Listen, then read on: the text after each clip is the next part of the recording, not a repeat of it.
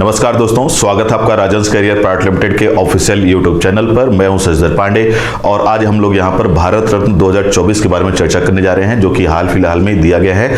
और आपको ये पता होगा कि ये भारतीय इतिहास में भारत रत्न के इतिहास में पहली बार है कि एक वर्ष में एक साथ एक महीने के अंदर कम से कम 5 लोगों को भारत रत्न दिया गया। तो बड़ा ही महत्वपूर्ण है कि आपको पिछले कई वर्षों में ऐसा पहली बार देखने को मिल रहा होगा कि लगातार 5 व्यक्तियों को एक साथ लगभग भारत रत्न दे दिया गया है।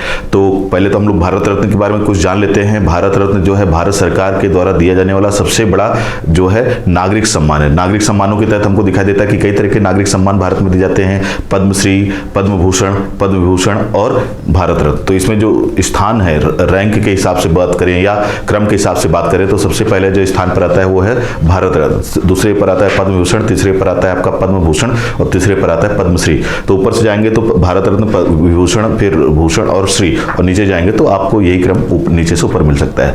तो भारत में भारत सरकार के द्वारा दिया जाने वाला सबसे बड़ा जो पुरस्कार है नागरिकों को या असैनिक पुरस्कार, वो है क्या, आपका भारत रत्न। और याद रखिएगा कि ये विदेशियों को भी दिया जा चुका है। तो इससे जुड़े हुए कई सारे प्रश्न बनते रहते हैं, अक्सर आते रहते हैं। आज जो हम लोग ये बात करने जा रहे हैं, ये 2024 के भारत रत्न के बारे में बात करने जा रहे हैं कि किन किन लोगों को 2024 में हाल फिलहाल में भारत रत्न से सम्मानित किया गया है। तो अगर हम बात करें कि कितने लोग दिए गए, तो मैंने पहले बता दिया आपको 5 लोगों को इस वर्ष दिया गया है अभी हाल फिलहाल में। और उनका क्रम भी आपको याद रखना होगा, उनके नाम भी याद रखना होगा और साथ ही साथ आप उनसे जुड़ी कुछ उपलब्धियां जो होंगी उनको भी आप याद रखने की कोशिश करें।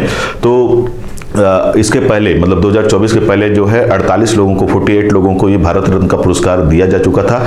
अब जो दिया गया है उसका क्रम के हिसाब से अगर बात करें, 49वें नंबर पर किसको दिया गया, तो 49वें नंबर पर जिस व्यक्ति को भारत रत्न से सम्मानित किया गया उनका नाम है बिहार के पूर्व मुख्यमंत्री हैं वो, और उनका नाम है कर्पूरी ठाकुर। तो श्री कर्पूरी ठाकुर जी जो कि बिहार के पूर्व मुख्यमंत्री रह चुके हैं, तो उन्हें ही 49वें भारत रत्न से सम्मानित किया है भारत सरकार ने हाल फिलहाल में। तो इनके बारे में आपको जानकारी होनी चाहिए कि कौन, तो कर्पूरी ठाकुर, इनका चित्र यहाँ पर दिख रहा है आपको, तो यही है कर्पूरी ठाकुर जी, और इन्हें ही भारत रत्न दिया गया है 49वें क्रम का, और ये बिहार के पूर्व मुख्यमंत्री रह चुके हैं। तो ये बहुत बड़ी महत्वपूर्ण बात है जो कि आपको ध्यान रखना होगा।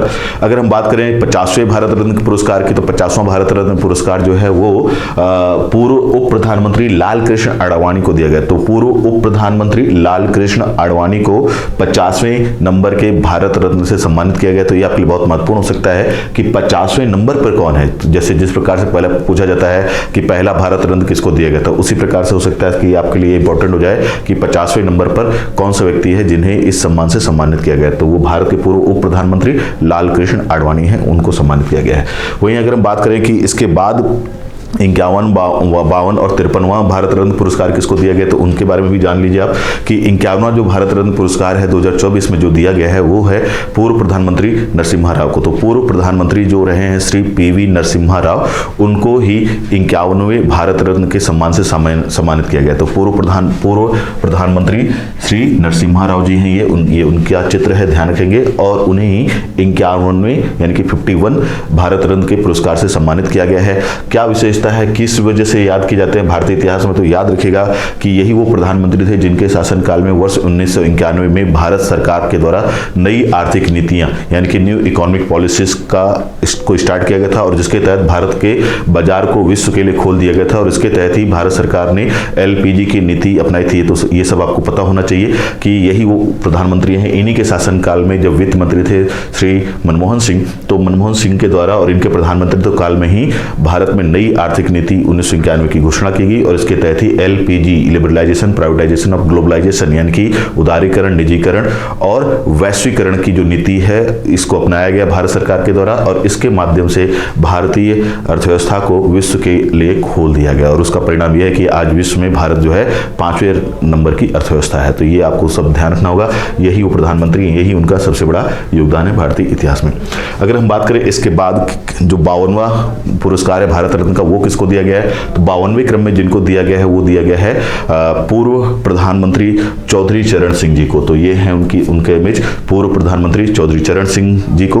ये पश्चिमी उत्तर प्रदेश से संबंध रखते हैं। कहां से, तो पश्चिमी उत्तर प्रदेश से इनका संबंध है। और ये पूर्व प्रधानमंत्री जो चौधरी चरण सिंह जी हैं, इनका सबसे बड़ा जो योगदान है या भारतीय इतिहास में इन्हें जिस वजह से याद रखा जाता है वो ये कि इन्हें भारत का सबसे बड़ा किसान नेता आज तक का माना जाता है। तो भारतीय इतिहास में सबसे बड़े किसान नेता के रूप में जिस व्यक्ति को याद किया जाता है वो कौन है? पूर्व प्रधानमंत्री चौधरी चरण सिंह। तो ये बहुत महत्वपूर्ण है आपके लिए। साथ ही साथ जब आप इनके बारे में पढ़ते हैं तो कुछ क्वेश्चन इनसे जुड़े हुए और बनते हैं संविधान के तहत कि यही वो प्रधानमंत्री हैं, एकमात्र ऐसे प्रधानमंत्री जिन्होंने बतौर प्रधानमंत्री कभी भी संसद का सामना नहीं किया। तो इनको संसद का सामना करने का मौका नहीं मिला क्योंकि उसके पहले उनकी सरकार गिर जाती है। तो ये प्रश्न आता है कि वो कौन से प्रधानमंत्री हैं जिन्होंने एक प्रधानमंत्री के तौर पर कभी भी संसद का सामना नहीं किया? तो कौन है वो व्यक्ति? पूर्व प्रधानमंत्री श्री चौधरी चरण सिंह जी। तो ये भी इनका नाम भी याद रखना होगा। और ये किस क्रम में है? तो ये है 52वें क्रम में भारत रत्न में।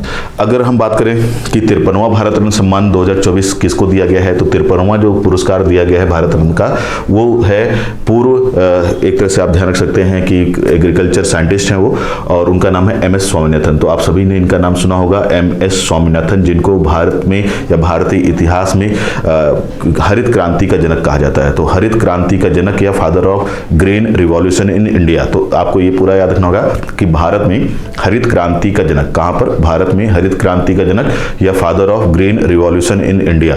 तो दोनों ही तरह से आपको इंग्लिश और हिंदी दोनों शब्दों को ध्यान रखना होगा कि भारत में हरित क्रांति का जनक या पिता या father of green revolution in India किसको कहा जाता है? MS स्वामीनाथन को कहा जाता है। मतलब यही वो व्यक्ति हैं जिन्होंने सबसे पहले भारत में हरित क्रांति की प्रक्रिया को शुरू किया था।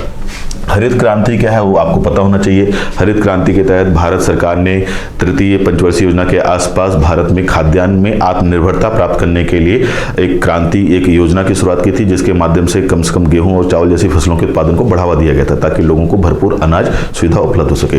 तो भारत में अनाज के उत्पादन के लिए जो एक योजना शुरू की गई उसका नाम है हरित क्रांति। और उस प्रथम हरित क्रांति के समय जिस व्यक्ति ने इसके लिए सबसे महत्वपूर्ण भूमिका निभाई वो कौन है? MS स्वामीनाथन।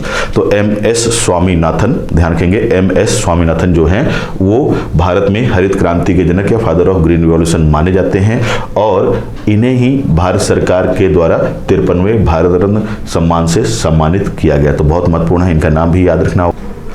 तो आपको यहाँ पर ये जो 5 शख्सियत दिखाई दे रहे हैं, ये जो 5 व्यक्तित्व दिखाई दे रहे हैं, इन्हीं 5 को इस वर्ष अभी तक 2024 में भारत रत्न के सम्मान से सम्मानित किया जा चुका है। तो इन 5 का नाम याद रखना है आपको और इन 5 का क्रम याद रखना होगा। 49वें क्रम पे कौन है? श्री कर्पूरी ठाकुर जी, बिहार के पूर्व मुख्यमंत्री। 50वें नंबर पर हैं पूर्व उप प्रधानमंत्री लालकृष्ण आडवाणी जी। 91वें नंबर पर हैं पूर्व प्रधानमंत्री श्री PV नरसिम्हा राव जी।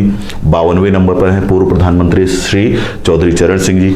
और 53वें नंबर पर हैं भारत में हरित क्रांति के जनक डॉक्टर MS स्वामीनाथन जी। तो इन सब का नाम और इनका क्रम आपको ध्यान रखना होगा और ये किसी भी तरह के एग्जाम में आपके लिए उपयोगी साबित हो सकता है। तो आज के इस वीडियो में केवल इतना ही। मिलते हैं अपने अगले वीडियो में, तब तक के लिए धन्यवाद।